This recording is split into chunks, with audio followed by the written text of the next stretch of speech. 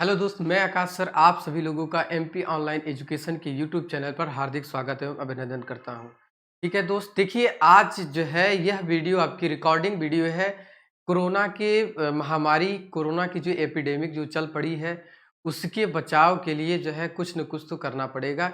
इस वजह से मैंने यह निर्णय लिया है कि आप सभी लोगों की कोई भी क्लास मिस ना हो और मुझे भी किसी भी प्रकार की दिक्कत ना हो, ताकि हमारा और आपका साथ बना रहे हमेशा के लिए। इसीलिए मैंने डिसाइड किया है कि अगले 10 दिनों तक, जब तक ये बहुत ज़्यादा हालात ख़राब है बिल्कुल यहाँ की, तो अगले 10 दिनों तक वीडियो मैं रिकॉर्डिंग के रूप में यानी 30 अप्रैल तक 30 अप्रैल तक मैं वीडियो पूरा बना दूंगा। वीडियो बना करके आप सभी लोगों का क्लास डेली रहेगा, मैं डेली लगा दिया करूँगा। इस वजह से आप सभी लोग हेल्प करिए हमारी भी, और क्लास को बिल्कुल मिस न करिए। सुबह 7 बजे आपकी क्लास चलती रहेगी। ठीक है, किसी भी दिन मिस नहीं होगा। बस अंतर बस इतना ही रहेगा, मैं आपको लाइव वो मैटर नहीं दे करके बल्कि रिकॉर्डिंग वीडियो के तौर पर दूंगा। बात समझ में आ गई दोस्त? एक बार क्लास को आप सभी लोग जल्दी से शेयर कर दीजिए, वीडियो को लाइक कर दीजिए, कमेंट कर दीजिए। उसके बाद क्लास को बिना समय गंवाए हम स्टार्ट करते हैं। तो देखिए, जो हमारी क्लास है आज की, वो जीके की क्लास, जीके स्टैटिक जीके की क्लास सारी की सारी रहेगी। ठीक है, तो बिना समय गंवाए चलते हैं, स्टार्ट करते हैं। बस केवल हम चर्चा किस पर करेंगे, आपके सामने प्रश्न रहेगा और उस प्रश्न का उत्तर आप सभी लोगों को कमेंट करना रहेगा। मैं सभी लोगों का कमेंट, आप सभी लोगों का देखूंगा कि कौन कितने लोग एक्टिव हैं, और उस कमेंट का आप लोग आंसर दीजिएगा। आपके पास 10 सेकंड का समय भी मैं दूंगा आप सभी लोगों को बताने के लिए। ठीक है, तो बिल्कुल आप परेशान ना होइए। बिल्कुल, चलिए सबसे पहले हम बात करते हैं पहले प्रश्न पर। आज का हमारा जो पहला प्रश्न है, बात समझ में आ गई दोस्त? देखिए सबसे पहला प्रश्न आपका है कि नालंदा विश्वविद्यालय का संस्थापक कौन था? आप सभी लोग कमेंट करके बताइए कि नालंदा विश्वविद्यालय जो है वह उसका संस्थापक कौन था। जल्दी से आप सभी लोग बता दीजिए। कुमारगुप्त थे, विष्णुगुप्त थे, नरवर्धन या चंद्रगुप्त? इस प्रश्न का उत्तर आप सभी लोग कमेंट करिए। मैं साइड हट जा रहा हूं। आप सभी लोग कमेंट करके बताइए कि नालंदा विश्वविद्यालय का संस्थापक कौन था। A B C D, what is the answer of this question? Please comment fast. आप सभी लोग जल्दी से इस प्रश्न का उत्तर बताइए बिना समय लिए। और मैं आपके पास जो है 5 सेकंड का समय देता हूं, आप सभी लोग बता दीजिए। मैं आप सभी लोगों का कमेंट देख रहा हूं, देखूंगा कि कौन कितने लोग जो है इस प्रश्न का उत्तर दे रहे हैं। जल्दी से बताइए कि नालंदा विश्वविद्यालय का संस्थापक कौन था। जल्दी से आप सभी लोग आंसर करिए। पहले का आंसर क्या हो जाएगा? देखिए, बस केवल क्वेश्चन और आंसर पे बात करेंगे। ठीक है, ये सब वन लाइनर स्टैटिक जीके हैं क्वेश्चन, तो मैं क्वेश्चन आंसर केवल पे बात करूंगा। तो नालंदा विश्वविद्यालय का जो संस्थापक कौन था? कुमारगुप्त था। ठीक है, कुमारगुप्त था। किसी ने बड़ी कमाल की बात कही है कि मैं फैसले नहीं लेता, मैं फैसले ले करके उसे सही साबित करता हूँ। कहने का मतलब ये है, समझ रहे हैं नहीं? मैं फैसले नहीं लेता, मैं फैसले लेकर उसे सही सही साबित करके दिखाता हूँ। ठीक है तो नालंदा विश्वविद्यालय का संस्थापक कौन था? कुमारगुप्त थे। ये आपका बिल्कुल सही उत्तर है। बिल्कुल समझ में आगे बढ़े। नालंदा विश्वविद्यालय के संस्थापक कौन था? कुमारगुप्त था। ठीक है, नालंदा विश्वविद्यालय को ध्वस्त किसने किया था? जल्दी से बता दीजिए। इस प्रश्न का उत्तर क्या हो जाएगा? A B C D. जल्दी से आप सभी लोगों के पास 5 सेकंड का समय है। पहले प्रश्न का उत्तर आपका कौन था? कुमारगुप्त। अब यहाँ पे पूछ रहा है कि नालंदा विश्वविद्यालय को ध्वस्त किसने किया था?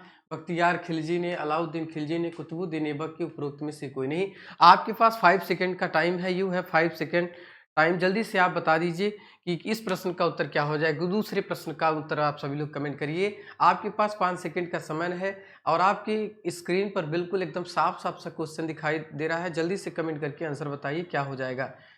नालंदा विश्वविद्यालय का संस्थापक कौन था? कुमारगुप्त था। और नालंदा विश्वविद्यालय को ध्वस्त किसने किया था? जल्दी से बता दीजिए। जल्दी से आप सभी लोग कमेंट करके बता दीजिए। मैं आशा करता हूँ आप सभी लोग आंसर दिए होंगे, सही सही आंसर दिए होंगे। तो देखिए, बख्तियार खिलजी, बख्तियार खिलजी यह कौन था? मोहम्मद गोरी, मोहम्मद गोरी का सेनापति था। ठीक है, मोहम्मद गोरी का जो है यह सेनापति था। मोहम्मद गोरी, यानी नालंदा विश्वविद्यालय को ध्वस्त किसने किया था? बख्तियार खिलजी। बख्तियार खिलजी कौन था? मोहम्मद गोरी का सेनापति था। बात समझ में आगे बढ़े। आगे बढ़ रहे हैं। आज का हमारा तीसरा प्रश्न आपके सामने ही रहा कि विक्रमशिला विश्वविद्यालय की स्थापना किसने किया। ठीक है, नालंदा विश्वविद्यालय की बात हो गई। अब यहाँ पे आप बताइए विक्रमशिला विश्वविद्यालय की स्थापना किसने किया था। जल्दी से कमेंट करके आंसर बताइए। ज़्यादा बड़ा वीडियो नहीं बनेगी आपकी। मैं रिकॉर्डिंग कोशिश कर रहा हूँ कि 15 से 20 मिनट की वीडियो बने, ताकि आप सभी लोग अपने 24 घंटे में 15 से 20 मिनट आसानी से देख करके चीज़ों को अच्छे से नॉलेज कर लीजिए। और एक दोस्त थोड़ा सा संख्या बढ़ाने का प्रयास करिए, ठीक है। बड़ी मेहनत से आप सभी लोगों के सामने यह वीडियो बना करके प्रोवाइड किया जा रहा है। आप लोग मेहनत को समझिए, क्लास की संख्या को थोड़ा सा बढ़ाइए। विक्रमशिला विश्वविद्यालय की स्थापना किसने किसने किया? जल्दी से बता दीजिए। महिपाल, धर्मपाल, कुमारगुप्त, विष्णुगुप्त। जल्दी से इस प्रश्न का आंसर कमेंट करिए, क्या हो जाएगा? आपके पास 5 सेकंड का समय है। मैं साइड हट गया हूं, आप सभी लोगों के सामने साफ सब क्वेश्चन दिखाई दे रहा है। तीसरे प्रश्न का उत्तर बता दीजिए, क्या हो जाएगा? विक्रमशिला विश्वविद्यालय की स्थापना किसने की थी? जल्दी से इस प्रश्न का उत्तर बता दीजिए। जल्दी से इस प्रश्न का उत्तर बता दीजिए, क्या हो जाएगा? सभी लोग प्रश्न का उत्तर सही सही दिए होंगे। तो देखिए, विक्रमशिला विश्वविद्यालय की स्थापना किसने किया था? महिपाल। ठीक है, बात समझ में आ गई, किसने किया था? महिपाल ने। ठीक है, समझ में आ गई बात, महिपाल ने। वाह, बिल्कुल सही बात, इसलिए मैंने आप सभी लोगों के सामने गलत आंसर बताया। महिपाल नहीं भैया, धर्मपाल आपका बिल्कुल सही हो जाएगा। मैं समझ रहा हूँ कौन सही हो जाएगा, धर्मपाल। ठीक है, तो कभी कभी हम चीज़ों को गलत बता देते हैं और इसके बाद आप लोग हाँ में हाँ हमारे मिला लेते हैं कि सर बताए होंगे तो सही होगा। बात समझ में आई? आप लोग यही सोचते होंगे कि सर बताएंगे तो सही होगा। नहीं भैया, कभी कभी जो है आप लोगों को शॉक करने के लिए, वंडरफुल करने के लिए आप सभी लोगों को गलत आंसर बता देता हूँ। उसके बाद जब आप देखिए क्या होता है ना, आदमी को कॉन्फिडेंस और ओवर कॉन्फिडेंस के बीच में जिस दिन अंतर पता चल जाता है, उस दिन आदमी का समझो सिलेक्शन या अपनी लाइफ में किसी जो भी आप चाहता है वो पा जाएगा। कॉन्फिडेंस और ओवर कॉन्फिडेंस के बीच में क्या रिश्ता है, इसको समझना होगा। कॉन्फिडेंस और ओवर कॉन्फिडेंस के बीच में जो है आपको समझना होगा। देखिए, जैसे आपके सामने प्रश्न है कि विक्रमशिला विश्वविद्यालय की स्थापना किसने किया? अब इसमें से महिपाल है, धर्मपाल है, कुमारगुप्त, विष्णुगुप्त। कॉन्फिडेंस क्या है? कॉन्फिडेंस आपका ये है कि नहीं, विक्रमशिला विश्वविद्यालय का आपके कौन है स्थापना किसने किया? धर्मपाल किए तो किए। किसने किया? किए तो किए। किसने? धर्मपाल। ये आपका एकदम बिल्कुल कॉन्फिडेंस है। और ओवर कॉन्फिडेंस आपका, ओवर कॉन्फिडेंस आप बहुत ज्यादा दिमाग लगाने लगते हैं। महिपाल ए होगा, बी होगा, सी होगा, बहुत ज़्यादा दिमाग लगाने लगते हैं। समझ रहे हैं? तो ये कन्फ्यूजन भी कह लीजिए इसको, कन्फ्यूजन में भी तो बिल्कुल कॉन्फिडेंस जो होता है एकदम श्योर होता है, और ओवर कॉन्फिडेंस में समझिए कि बहुत ज़्यादा एडवांस की बातें की जाती है, एकदम हाइपरबोल टाइप का, एकदम हाई फाई टाइप की बातें होती हैं। तो समझ रहे हैं? तो हमको हाइपरबोल वाली चीज़ें नहीं करनी है, हमको कॉन्फिडेंस यानी बिल्कुल जो सही है तो है, उस पर बातें करनी है। विक्रमशिला विश्वविद्यालय की स्थापना किसने की थी? धर्मपाल ने की थी। ठीक है, नालंदा विश्वविद्यालय की स्थापना किसने की थी? कुमारगुप्त ने की थी। बात समझ में आ गई? कोरिलेट करिए, दूसरों को आपस में मिला करके जोड़ करके जो है बता करेंगे तो आंसर आपको बिल्कुल सभी चीजें क्लियर हो जाएगा। आज का हमारा चौथा प्रश्न कि महरौली में स्थित राजा चंद्र के लौह स्तंभ को किसने बनवाया था? महरौली में स्थित जो है आपका महरौली में स्थित राजा चंद्र का लौह स्तंभ किसने बनवाया था? चंद्रगुप्त द्वितीय, कनिष्क ने, मोहम्मद बिन तुगलक ने, इल्तुतमिश ने। आप देखिए, परेशान न होइए, जितने क्वेश्चन आपके सामने लिए जा रहे हैं ये आपकी हिस्ट्री के क्वेश्चन है, और यह क्वेश्चन कहीं से मतलब ये सारे के सारे एग्जाम में किसी न किसी पेपर में आए हुए हैं। कोई एसएससी सीएचएसएल में, कोई आपका मतलब कह लीजिए बिल्कुल कहीं न कहीं आपके एसएससी में, सीजीएल में, सीएचएसएल में, एमटीएस में, बैंक में कहीं न कहीं ये सारे क्वेश्चन आए हुए हैं। बिल्कुल बैक पेपर की क्वेश्चन ही आपके सामने पर प्रस्तुत किए जा रहे हैं। ऐसा नहीं है कि यह सारे प्रश्न मन से बनाए जा रहे हैं, ये सारे के सारे क्वेश्चन किसी न किसी एग्जाम में आए हैं। मैं साइड हट जाता हूँ, आप सभी लोग एक बार प्रश्न को ध्यान से देख लीजिए। महरौली में स्थित राजा चंद्र के लौह स्तंभ को किसने बनवाया था? चंद्रगुप्त द्वितीय ने, कनिष्क ने, मोहम्मद बिन तुगलक ने, इल्तुतमिश ने। आपके पास 5 सेकंड का टाइम है, यू हैव 5 सेकंड। आप जल्दी से बताइए कि इस प्रश्न का उत्तर क्या हो जाएगा। जल्दी से बताइए, जल्दी से आप सभी लोग बता दीजिए। आप सभी लोगों का कमेंट आ गया होगा, मैं आशा करता हूं। तो देखिए, इस प्रश्न का उत्तर क्या हो जाएगा? जो महरौली में स्थित है राजा चंद्र के लौह स्तंभ को किसने बनवाया था? चंद्रगुप्त द्वितीय ने बनवाया था। ठीक है, किसने? चंद्रगुप्त द्वितीय ने बनवाया था। ये बिल्कुल सही उत्तर हो जाएगा। चलिए आगे बढ़ते हैं, बिना समय गंवाए चलिए आगे बढ़ते हैं कि गंगई कोंड किसे कहा जाता है? देखिए, ऐसा कौन सा शासक है जिसे गंगई कोंड के नाम से भी जाना जाता है? इस प्रश्न का उत्तर आप सभी लोगों को बताना है। राजेंद्र प्रथम को, चंद्रगुप्त मौर्य को, कुतुब शाह को, विष्णुगुप्त को। गंगई कोंड, ये सारे प्रश्न आए हुए हैं। ठीक है, गंगई कोंड किसे कहा जाता है? जल्दी से प्रश्न का उत्तर कमेंट करिए, please comment fast. Without doing hard work you can not find the success in your life. कहने का मतलब है बिना आप जब तक मेहनत नहीं करेंगे आप अपने जीवन में सफलता नहीं हासिल कर सकते हैं। This is the fact, universe fact है ये, मतलब आपकी ब्रह्मांड की सच्चाई यही है कि मेहनत करेंगे तभी मिलेगा, यही आपका बिल्कुल एकदम परम सत्य है। Until you are not doing hard work you can not find success in your life. जब तक आप जो है हार्ड वर्क यानी मेहनत नहीं करते हैं तब तक आप अपने जीवन में कभी भी सफलता हासिल नहीं कर सकते हैं। समझ रहे हैं बात। गंगई कुंड किसे कहा जाता है? राजेंद्र प्रथम को, चंद्रगुप्त मौर्य को, कुतुब शाह को, विष्णुगुप्त को। ABCD जल्दी से कमेंट करिए क्या हो जाएगा, जल्दी से बताइए। गंगई कोंड जो है ये एक शासक का नाम है। गंगई कोंड किसे कहा जाता है? जल्दी से आप सभी लोग कमेंट कर दीजिए। तो देखिए इसका प्रश्न हो जाएगा कौन से, राजेंद्र प्रथम, यानी ए बिल्कुल आपका सही उत्तर हो जाएगा। गंगई कोंड के नाम से राजेंद्र प्रथम को भी जाना जाता है। राजेंद्र प्रथम का दूसरा अन्य नाम कह लीजिए यानी उपाधि कह लीजिए गंगई कोंड कहा जाता है। आगे बढ़े, चलिए छठे प्रश्न आपका कि गुप्त काल की राजकीय भाषा क्या थी? जो गुप्त काल था उसकी राजकीय भाषा आपसे के सामने पूछ रहा है। पाली थी, ब्रज थी, खड़ी बोली थी, संस्कृत थी। गुप्त काल की राजकीय भाषा क्या थी? आपके पास 5 सेकंड का टाइम है, प्लीज जल्दी से आप सभी लोग कमेंट करके बताइए क्या हो जाएगा। गुप्त काल की राजकीय भाषा क्या थी? राजकीय भाषा पूछ रहा है कि गुप्त काल की राजकीय भाषा क्या थी, जल्दी से आप सभी लोग बता दीजिए, कमेंट करके बताइए। आपके पास 5 सेकंड का समय है। बिल्कुल मैं समय दे रहा हूं आप सभी लोगों को, ऐसा नहीं है फटाफट मैं बढ़ते ही चला जा रहा हूं। आप सभी लोगों को मैं दे रहा हूं समय, आप सभी लोग अपना दिमाग लगा करके प्रेशर थोड़ा सा देखिए। ये जो 5 सेकंड का उत्तर है, मेरा मेन उद्देश्य, मेरा मेन फोकस क्या है, मेन एम है कि आपके दिमाग पर जोर देना, आपके दिमाग पर प्रेशर डालना, ताकि आपको इससे संबंधित कोई भी चीज़ें और भी जो मुख्यतः इम्पोर्टेंट चीज़ें हैं, जैसे आपको मान लीजिए आपको ये चीज़ नहीं पता है लेकिन गुप्त काल से संबंधित कोई और प्रश्न आपको आ गया कि गुप्त वंश का संस्थापक कौन था, गुप्त वंश का अंतिम संस्थापक कौन था, से समझ रहे हैं ना। तो मेरा main focus, my main important aim is this, pressure डालना आपके दिमाग पर, ताकि आप सभी लोग ये चीज़ ना बता पाए कि और चीज़ आपको याद हो जाए, रिवीजन हो जाए। इसीलिए मैं आप सबको 5 सेकंड 7 सेकंड का समय देता हूं ताकि आप लोग कमेंट करिए। मैं आशा करता हूं सभी लोग कमेंट कर इस प्रश्न का आंसर किए होंगे बढ़िया से। तो देखिए जो गुप्त काल की राजकीय भाषा थी वो कौन था? संस्कृत था। ठीक है, क्या था? संस्कृत था। ठीक है, बात समझ में आ गई क्या था? तो गुप्त काल की जो राजकीय भाषा थी वो संस्कृत था। आगे बढ़े, 7वां प्रश्न आपके सामने रहा कि भारतीय इतिहास का स्वर्ण युग किसे कहा जाता है? जल्दी से बता दीजिए। स्वर्ण युग पूछ रहा है, स्वर्ण युग किसे कहा जाता है? जल्दी से कमेंट करिए। सातवाहन वंश को, शुंग वंश को, गुप्तकालीन वंश को, उपरोक्त में से कोई नहीं। जो स्टूडेंट्स हमसे रेगुलर जुड़े हैं वो इस प्रश्न का उत्तर बता देंगे। ये प्रश्न मैंने पहले भी बता रखा है कि इतिहास का, भारतीय इतिहास का स्वर्ण युग किसे कहा जाता है। जल्दी से कमेंट करिए, आपके पास 5 सेकंड का समय है, जल्दी से कमेंट करके बताइए जो भारतीय इतिहास का स्वर्ण युग है वो किसे कहा जाता है। आप सभी लोग कमेंट करके बताइए भारतीय इतिहास का स्वर्ण युग किसे कहा जाता है। इस प्रश्न का उत्तर आप सभी लोग कमेंट किए होंगे। देखिए सी आपका बिल्कुल सही हो जाएगा, यानी गुप्तकालीन वंश को ही भारतीय इतिहास का स्वर्ण युग कहा जाता है। किस वंश को स्वर्ण युग कहा जाता है? तो गुप्तकालीन वंश को। ठीक है, बात समझ में आ गई। चलिए आगे बढ़ते हैं। आज का हमारा अगला प्रश्न यानी 8वां प्रश्न आपके सामने रहा कि गुप्त वंश का अंतिम शासक कौन था। आपको गुप्त वंश का अंतिम शासक कौन था, जल्दी से बता दीजिए इस प्रश्न का उत्तर। गुप्त वंश का अंतिम शासक कौन था?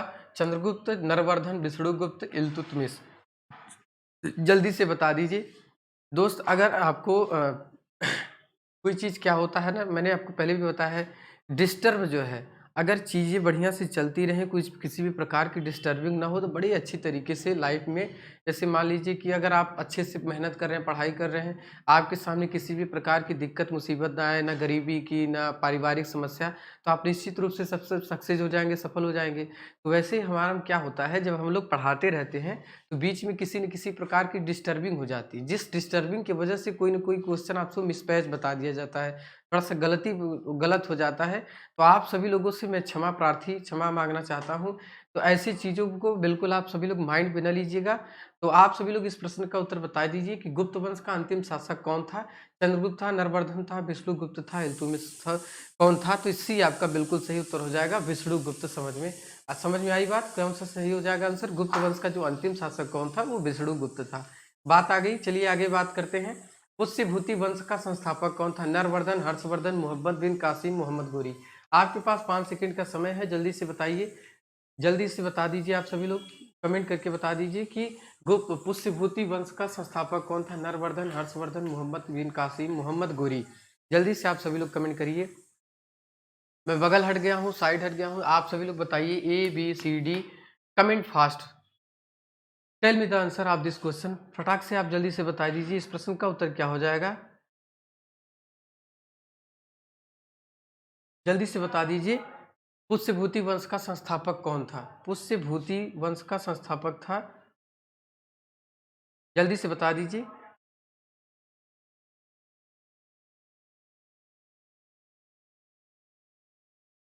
जल्दी से आप सभी लोग बता दीजिए। मैं आशा करता हूं आप सभी लोगों का आंसर आ गया होगा, क्योंकि पुष्यभूति वंश का संस्थापक कौन था? नरवर्धन, यानी ए फॉर एप्पल, आपका ए फॉर अमेरिका बिल्कुल सही उत्तर हो जाएगा। कौन? नरवर्धन। ठीक है, नरवर्धन बिल्कुल सही उत्तर हो जाएगा। ठीक है, वर्धन साम्राज्य, एक प्रश्न और बनता है, वर्धन साम्राज्य, वर्धन साम्राज्य का संस्थापक कौन था? वर्धन साम्राज्य का संस्थापक कौन था? तो आपका पुष्यभूति। ठीक है, कौन था? पुष्यभूति। बात समझ में आ गई? इससे संबंधित एक क्वेश्चन और, कौन था? वर्धन साम्राज्य की संस्थापक कौन था? तो पुष्यभूति था। और पुष्यभूति वंश का संस्थापक कौन था? तो नरवर्धन, यानी ए फॉर अमेरिका बिल्कुल सही उत्तर हो जाएगा। आगे बढ़े। आज का हमारा अगला प्रश्न, कल के प्रश्न में आप सभी लोगों को बताना रहेगा कि हर्षवर्धन ने अपनी राजधानी थानेश्वर से स्थापित किया था। देखिए, इस प्रश्न का उत्तर आप सभी लोगों को कमेंट करके कमेंट बॉक्स में बताना रहेगा। आप सभी लोगों को क्लास हमारा कैसा लगा, हमारी मेहनत, हमारी प्रयास कैसी रही, आप सभी लोग ये विचार, जो हमारी प्लानिंग है, ये हमारी योजना कैसी है। बिल्कुल थोड़ी सी सोशल डिस्टेंसिंग की पालन, कोरोना एपिडेमिक को देखते हुए, महामारी को देखते हुए यह डिसाइड किया गया है कि वीडियो जो आपके रिकॉर्डेड बनाए जाएं। आपको मैं लाइव नहीं मिल पाऊंगा, आपको मिलूंगा ऐसे ही। आप 30 तारीख तक आप सभी जितने भी क्लासेस रहेंगे वो रिकॉर्डेड वीडियो के रूप में रहेंगे। दोस्त, आप लोग हमारा MP ऑनलाइन एजुकेशन के नाम से जो टेलीग्राम चैनल है उसको ज्वाइन कर लीजिए, ताकि आप सभी लोगों को किसी भी प्रकार की जानकारी, नोटिफिकेशन वगैरह है तो आपको मिल जाए आसानी से। हमारी जो यूट्यूब चैनल है MP ऑनलाइन एजुकेशन के नाम से, उसको सब्सक्राइब कर दीजिए। दोस्त, संख्या को थोड़ा सा बढ़ाने का प्रयास करिए। हमको ऊर्जा आपकी संख्या को देख करके आती है। हमारा दिमाग भी बहुत मतलब एक कोई भी हो, किसी भी अध्यापक का दिमाग बहुत अच्छे से तभी चलता है, बहुत शार्पली तभी चलता है। ऐसा नहीं कि अभी नहीं चल रहा है, चल रहा है, बिल्कुल चलता है।